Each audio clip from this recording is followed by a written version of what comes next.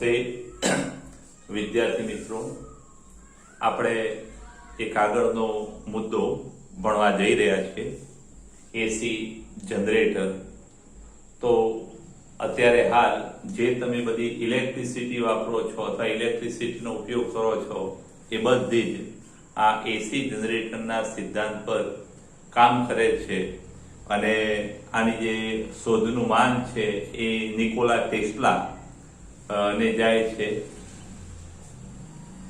તો આ વિદ્યુત ચુંબકીય પ્રેરણ પર આ કામ કરતું યંત્ર છે. એના પહેલા આપણે સિદ્ધાંતની વાત કરીએ તો સિદ્ધાંત શું છે તો ખાસ યાદ રાખજો કે કોઈ વાહક ગૂંચળું અથવા તો ગૂંચળું સદિશ બી ચુંબકીય ક્ષેત્રમાં ભ્રમણ કરે ત્યારે આ ગૂંચળાનો જે ગાળો છે એ ગાળાનું અસરકારક ક્ષેત્રફળ એ cos થીટા બદલાય છે. કારણ કે ભ્રમણ કરે એટલે થીટા બદલાય, થીટા બદલાય એટલે cos થીટા બદલાય, એટલે એ cos થીટા અસરકારક ક્ષેત્રફળ બદલાય અને પરિણામે આ ગૂંચળા સાથે સંકળાયેલા ચુંબકીય ફ્લક્સમાં ફેરફાર કરી શકાય. આ સિદ્ધાંત પર આ આપણું એસી જનરેટર છે એ કામ કરે છે. અને યાંત્રિક ઉર્જાનું, કારણ કે આ ગૂંચળું છે એને યાંત્રિક રીતે ફેરવવામાં આવે છે, એટલે કે યાંત્રિક ઉર્જાનું વિદ્યુત ઉર્જામાં શું કરે છે, રૂપાંતર કરે છે. ખાસ યાદ રાખજો, ક્યાંક તમારે ફંક્શન હોય અને લાઈટ જાય તો જનરેટર મંગાવવામાં આવે છે. એ એસી જનરેટર શું કરે તો આપણે પેલું મશીન ચાલે, યાંત્રિક ઉર્જાના આધારે અથવા યાંત્રિક ઉર્જાના ભોગે આપણને વિદ્યુત ઉર્જા મળતી હોય છે. તો ખાસ યાદ રાખજો આ સિદ્ધાંત. પછી બીજી વાત છે એની રચના.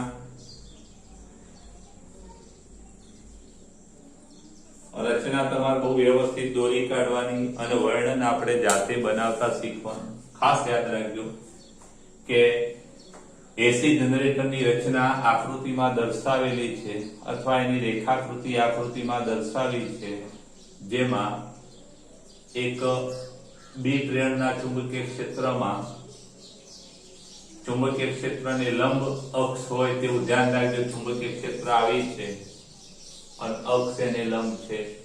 ચુંબકીય ક્ષેત્રને લંબ ધરી અથવા તો અક્ષ પર એક વાહકતાનું ગૂંચળું ભ્રમણ કરે તે રાખવામાં આવે છે. અને આ ગૂંચળાવાળી જે રચના છે એને શું કહેવામાં આવે છે, આર્મેચર કહેવામાં આવે છે. ગૂંચળાની ભુજા અથવા તેને આર્મેચર કહેવામાં આવે છે. હવે આ જે ગૂંચળું છે એ ગૂંચળાને યાંત્રિક રીતે ભ્રમણ કરાવવામાં આવે છે. ગૂંચળાને યાંત્રિક રીતે ભ્રમણ કરાવવામાં આવે ત્યારે ગૂંચળા સાથે સંકળાયેલા ચુંબકીય ફ્લક્સમાં, કારણ કે ગૂંચળાનું ફ્લક્સ કેટલું થાય તો ગૂંચળાના ફ્લક્સનું સૂત્ર ભણી ગયા, n phi n ba cos theta. ભ્રમણ કરે એટલે થીટા બદલાય, થીટા બદલાય એટલે આખું ફ્લક્સ બદલાય.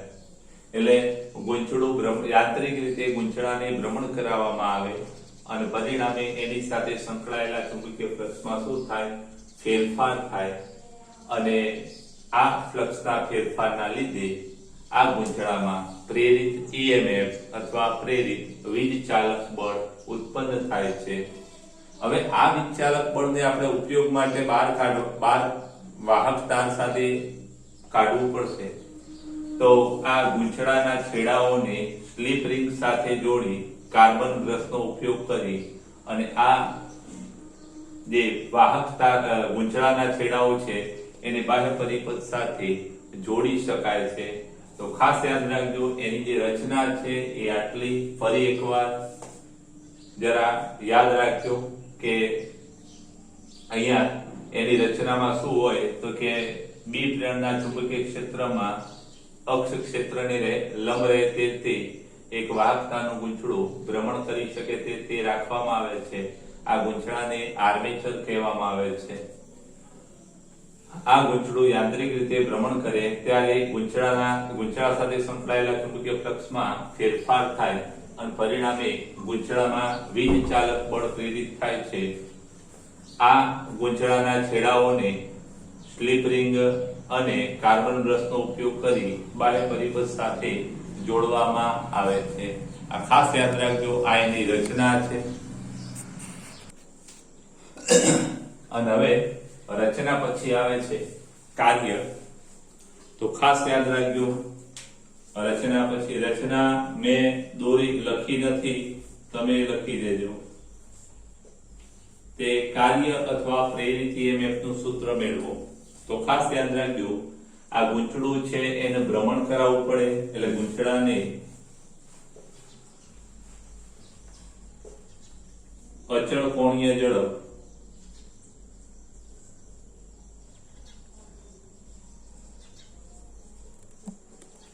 ઓમેગા થી ભ્રમણ કરાવતા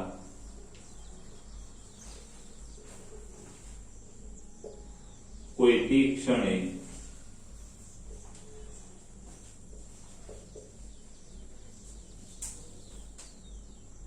ચુંબકીય ક્ષેત્ર અથવા તો સદિશ B સાથેનો ખૂણો થીટા શું થાય? તો કે ઓમેગા ટી થાય. ખાસ યાદ રાખજો, આવું ત્યારે જ થાય કે t બરાબર 0 સમયે ખૂણો થીટા 0 હોય.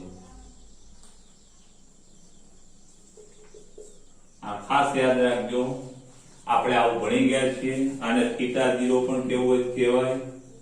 આપણે આવું ભણી ગયા કે કોણીય ઝડપ બરાબર કોણીય સ્થાનમાં થતો ફેરફાર અને ભાગ્યા સમય, એટલે ઓમેગા બરાબર થીટા માઇનસ 0 ભાગ્યા t, એટલે omega t is equal two theta.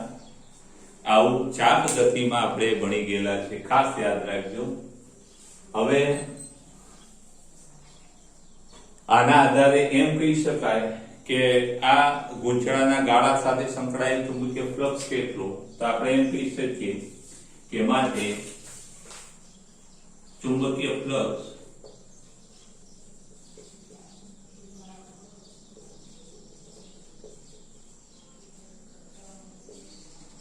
phi b is equal to શું થાય? તો કે AB cos theta,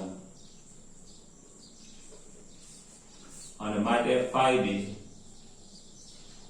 is equal to AB.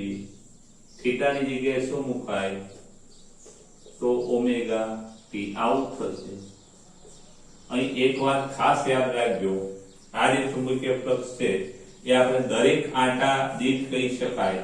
ખાસ યાદ રાખજો, અહીં દરેક આંટા દીઠ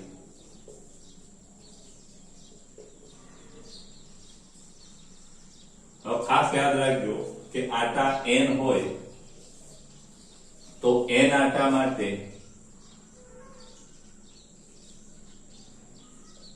n આંટાના ગૂંચળા માટે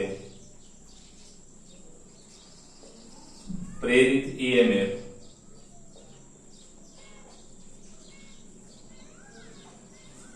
એપ્સિલો બરાબર શું થાય? તો આપણે ફેરેડેનો નિયમ ભણી ગયા કે n d phi b ભાગ્યા dt માઇનસ ફેરેડેના નિયમની બીજી થિયરી માટે epsilon is equal to minus n d dt. phi b ની જગ્યાએ શું લખાય? AB cos omega t.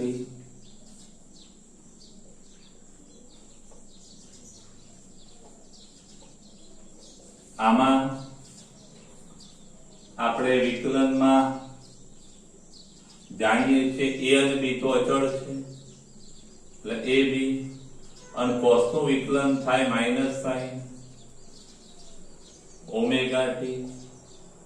ખાસ યાદ રાખજો, cos નું વિકલન માઇનસ સાઇન ઓમેગા t, પણ t નો સહગુણક ઓમેગા છે એ પાછો ગુણાવાનો, એટલે a ઓમેગા અહીં ગુણાય એટલે આપણો છેલ્લો જવાબ આવો થાય. માઇનસ ગુણ્યા માઇનસ પ્લસ એટલે કે n AB, આ ઓમેગા અહીં ગુણાશે એટલે n AB omega into sine omega t. ખાસ યાદ રાખજો, આ પ્રેરિત ઈએમએફ નું સમીકરણ છે. હવે આપણે n a b ઓમેગા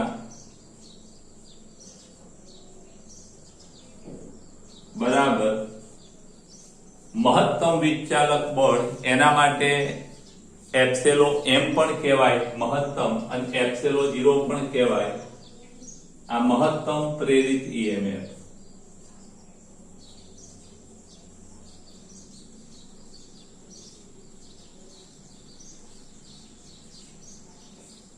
અને માટે આ સમીકરણ નંબર આપણું આ 3 માટે એપ્સિલો બરાબર શું થાય?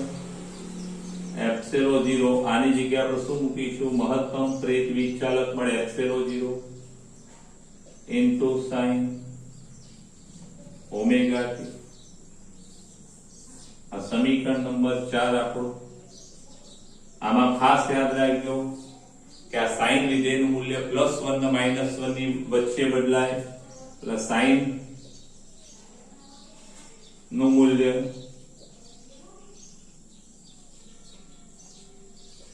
+1 થી -1 વચ્ચે બદલાય,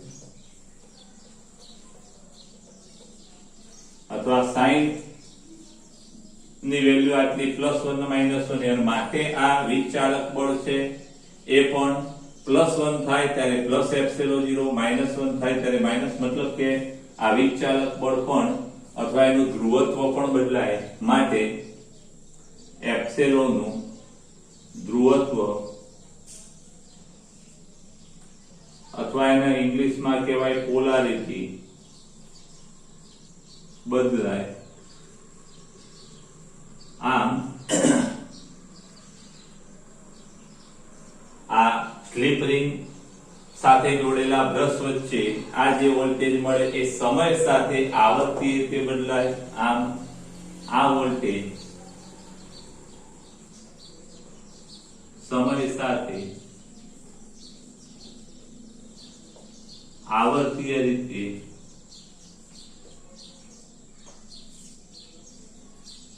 બદલાય છે અથવા બદલાતો મળે છે, જેને ઉલટ સુલટ અથવા એસી વોલ્ટેજ કહે છે.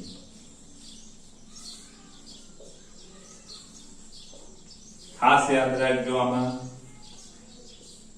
કે ઓમેગા બરાબર શું થાય? કે ઓમેગા બરાબર 2πν, જ્યાં ન્યુ એ ગૂંચળાના પરિભ્રમણની આવૃત્તિ છે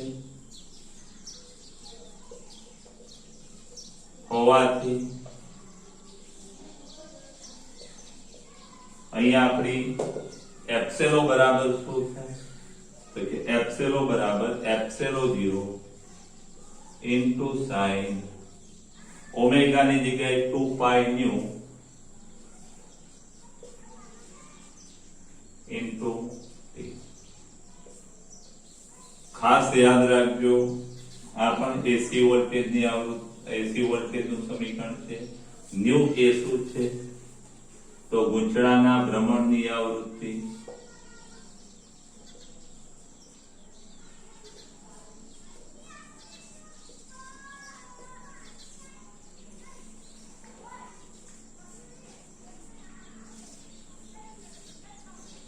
ચાલો આ થિયરી કાર્ય સુધી પૂછાય, તમારે આટલા સુધી લખવાનું, જે પૂછાય એટલું જ લખવાનું.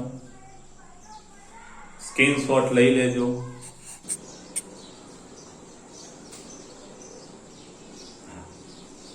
હવે જેમ જેમ સમય પસાર થાય એમ ગૂંચળું છે એનું પરિભ્રમણ ચાલુ રાખે, તો એમાં ગૂંચળાની સ્થિતિ કેવી હોય અને ત્યારે અહીંયા સમયગાળો કેટલો હોય છે અથવા તે સમય કયો હોય અને ગૂંચળામાં અથવા A અને B વચ્ચેનો વોલ્ટેજ કેવો હોય. તો અહીંયા ગૂંચળાનું જે સમતલ છે એ ચુંબકીય ક્ષેત્રને લંબ છે, એટલે ચુંબકીય ક્ષેત્રને લંબ એટલે એનો સદિશ છે આ ચુંબકીય ક્ષેત્રની દિશામાં થશે, એટલે થીટાનું મૂલ્ય કેવું થશે? 0 થશે. આ થીટાનું મૂલ્ય 0 થશે અને થીટાનું મૂલ્ય 0 થશે એટલે આપણે ખાસ યાદ રાખજો કે એપ્સિલોન નું સૂત્ર આપણું આવું છે. આ સૂત્ર ખાસ યાદ રાખજો. અહીંયા હું લાલ પેનથી લખું છું કે એપ્સિલો બરાબર એપ્સિલો 0 sin ઓમેગા t. એટલે એપ્સિલો એ સાઇન વિધેય છે. એટલે શરૂઆતમાં વોલ્ટેજ 0 હશે, ફ્લક્સમાં કોઈ ફેરફાર થયો નથી. પછી ગુંચળું ભ્રમણ ચાલુ રાખશે એટલે ગુંચળું આમ ફરતું ફરતું આ દિશામાં આવશે. ખાસ યાદ રાખજો, આ બિંદુ છે, ભ્રમણ કઈ નહીં આવે એટલે આ નહીં આવશે. એક જ બિંદુ પકડી લેજે એટલે બધું ખ્યાલ આવી જશે. એટલે આ એ બિંદુ છે આ બાજુ આવશે, આ રીતે આમ. એટલે ગુંચળું આ સ્થિતિમાં આવશે એટલે કે ગુંચળું છે એ બીજા તબક્કામાં 90 ડિગ્રીનું ભ્રમણ કરશે. 90 ડિગ્રીનું ભ્રમણ કરશે એટલે અહીંયા ખૂણો 90 મૂકો, sin 90 1 થાય એટલે એપ્સિલો બરાબર એપ્સિલો 0 એનું મૂલ્ય મહત્તમ થશે. ત્યાર પછી ગુંચળાનું ભ્રમણ ચાલુ છે એટલે ગુંચળું પછી આમ થશે એટલે કે પેલો r છેડો અહીં હતો હવે અહીંયા નીચે આવી જશે. એટલે કે 180 ડિગ્રીનું ભ્રમણ કરશે. અહીંયા sin ઓમેગા t 180 મૂકો એટલે એપ્સિલો પાછો 0 થશે. અને ત્યાર પછી ગુંચળું ભ્રમણ ચાલુ રાખે છે એટલે ગુંચળું ભ્રમણ કરતું કરતું આખું આમ થઈ જશે. એટલે 270 અને તમે જાણો છો sin 270 -1 એટલે અહીંયા sin ઓમેગા t 270 sin 270 -1 એટલે એપ્સિલો બરાબર એપ્સિલો 0 થાય. અને ગુંચળું એક પરિભ્રમણ પાછું પૂર્ણ કરે એટલે ખૂણો 360 જે મૂળ સ્થિતિ આવી જાય. અને cos sin 360 એટલે 0 એટલે વિચાલક બળનું મૂલ્ય આપણું પાછું 0 થાય. તો ખાસ યાદ રાખજો, ગુંચળું એક પરિભ્રમણ પૂર્ણ કરે છે અને ગુંચળું એક પરિભ્રમણ પૂર્ણ કરે ત્યારે આ પરિસ્થિતિ આવી છે. ખાસ યાદ રાખજો, અહીંયા આવું છે, પછી અહીંયા આમ થયું, પછી ત્રીજા કિસ્સામાં આમ થયું, ચોથા કિસ્સામાં આમ થયું અને પાંચમા કિસ્સામાં આમ થયું. એટલે એક પરિભ્રમણ પૂર્ણ કર્યું. એક પરિભ્રમણ પૂર્ણ કરવા માટે લાગતો સમય આવર્તકાળ જેટલો. એટલે આવર્તકાળના આ 4 ભાગ પડ્યા એટલે આ 0, આવર્તકાળનો ચોથો ભાગ, ચોથો વત્તા ચોથો એટલે અડધો ભાગ, પછી પોણો ભાગ, 3/4 અને 1 આવર્તકાળ. એટલે આમાં ખાસ યાદ રાખજો કે આ આકૃતિઓ ખાલી છે, બીજું કઈ છે નહીં. આ તરંગ તમારે ટેક્સ્ટમાં બતાવ્યું નથી. આના આધારે ફ્લક્સનું તરંગ બતાવો તો અહીંથી ચાલુ થાય, કારણ કે ફ્લક્સ phi બરાબર flux n phi NAB cos omega t એટલે cos વિધેય અહીંથી ચાલુ થાય એટલે ફ્લક્સનું તરંગ અહીંથી આવું હશે. આમ ખાસ યાદ રાખજો, એટલે ફ્લક્સનું તરંગ અહીંથી ચાલુ થાય. આ અહીંયા EMF નું તરંગ છે, પ્રવાહનું તરંગ પણ આવું જ હોય. એટલે આવું પૂછાય તો તમે ખાસ યાદ રાખજો, સ્ક્રીનશોટ લઈ લેજો.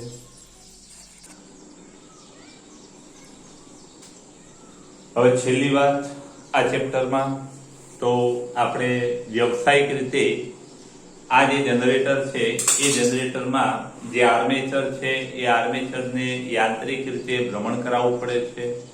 અને એ આર્મેચરને યાંત્રિક રીતે ભ્રમણ કરાવવા માટે શું જોઈએ તો કે યાંત્રિક ઉર્જા જોઈએ. અને યાંત્રિક ઉર્જા જુદી જુદી રીતે આપણે અથવા જુદા જુદા સ્ત્રોતનો ઉપયોગ કરી મેળવીએ છીએ. અને એમાં પહેલી વાત છે કે ઊંચાઈ પરથી પડતા પાણીના ધોધનો ઉપયોગ કરી અને અથવા તો બંધમાં પાણી જે ભરી રાખ્યું હોય એ બંધમાં ભરેલા પાણીની ગતિ ઉર્જાનો ઉપયોગ કરી અને આપણે આ ગુંચળાને ભ્રમણ કરાવીએ તો એ જે છે એને હાઇડ્રો જનરેટર કહેવામાં આવે છે. Hydro generator. પછી બીજી આપણે વાત કરીએ હાઇડ્રો ઇલેક્ટ્રિક જનરેટર.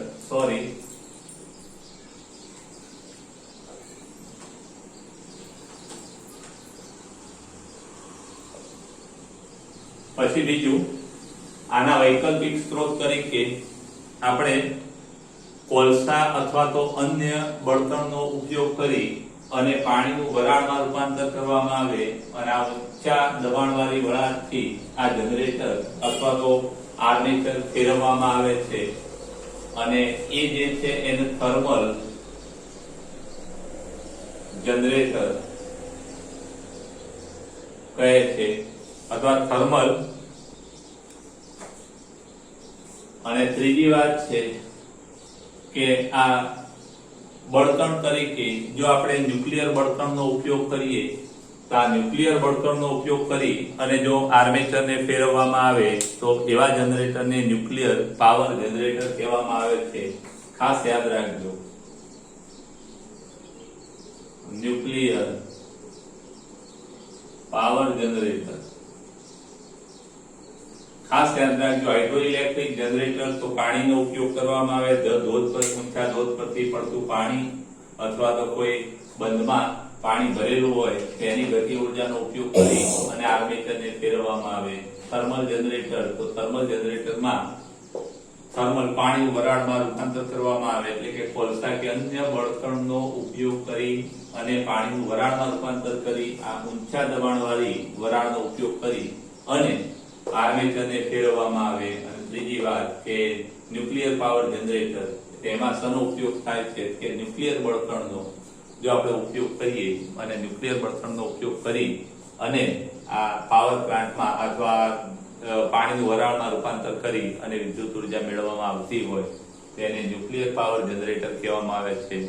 અને આવા જે પાવર જનરેટર છે એ કેટલા કે 500 મેગાવોટ વિદ્યુત ઉર્જા ઉત્પન્ન કરે. ખાસ યાદ રાખજો, 500 મેગાવોટ.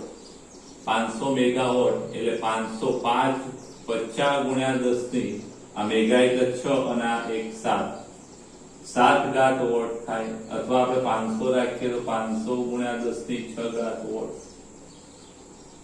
એટલે એનો મતલબ એ થાય કે જો 100 વોટના બલ્બ હોય તો 100 વોટના 50,000 bulb, 50 lakh bulb, 100 વોટના 50 lakh bulb, 100 વોટના આમાંથી 100 વડે ભાગો તો 100 વોટના કેટલા?